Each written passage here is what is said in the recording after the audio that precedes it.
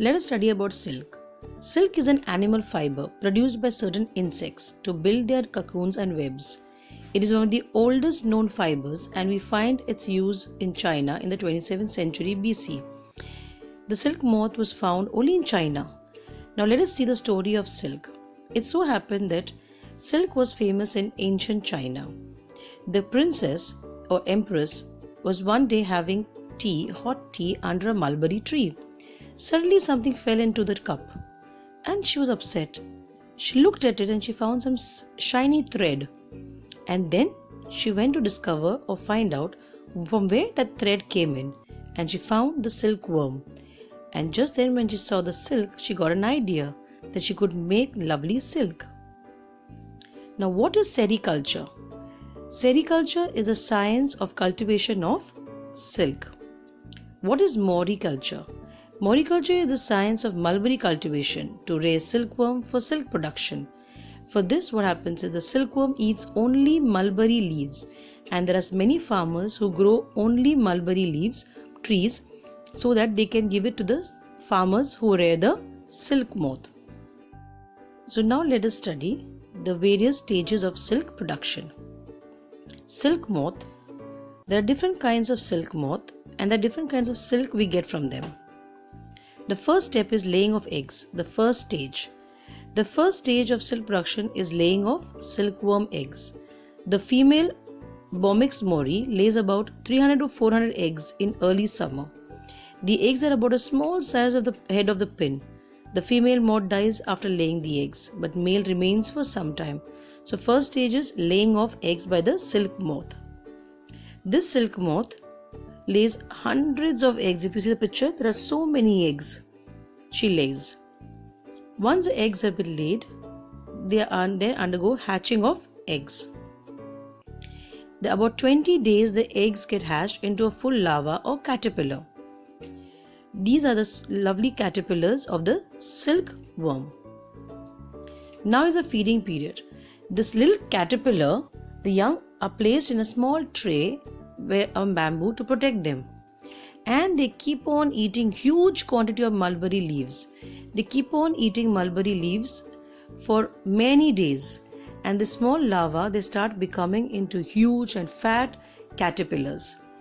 Okay, they eat about 50,000 times its weight, and they become nice and plump and fat, and they keep on growing and they keep on eating for 6 weeks. They keep on eating continuously. They eat only mulberry leaves, and they grow into nice fat caterpillars.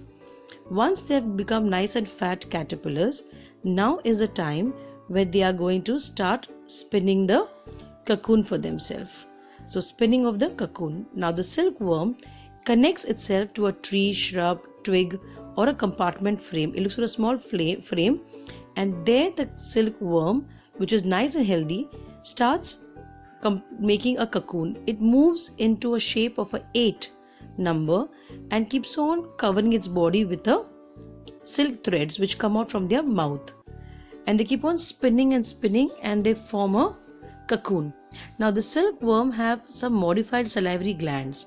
It secretes fibers made of proteins which hardens on exposure of air and become silk fibers.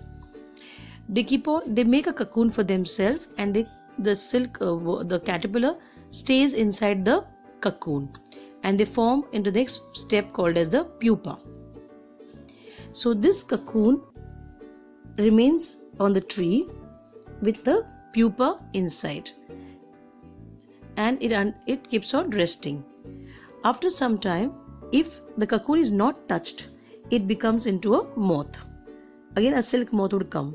But the farmers will take this cocoon now, and the process of silk starts. The cocoons are taken and boiled in big vessels. The cocoons are put into boiling water, and when the boiling water, you see thin threads coming out.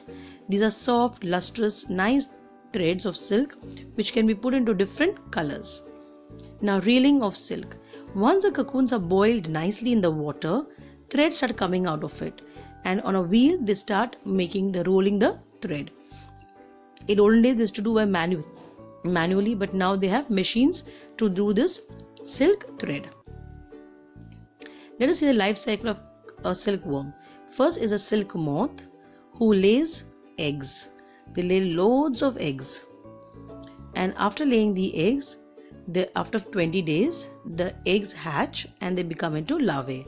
This larvae keeps on eating lot of mulberry leaves and eats a lot of mulberry leaves and then makes a cocoon for itself and stays into the cocoon. If the cocoon is not used for silk, then you get an adult silk moth. There are different types of silk that we need to learn. There are 5 major types of silk. They are obtained from different type of silkworms. Like the ones which are on mulberry silk will give you, there are mulberry silk, airy silk and tassar silk. And all the silk worms, they stay on different plants. Like the mulberry silk will stay on mulberry plant, moga silk will stay on champa plant, tassar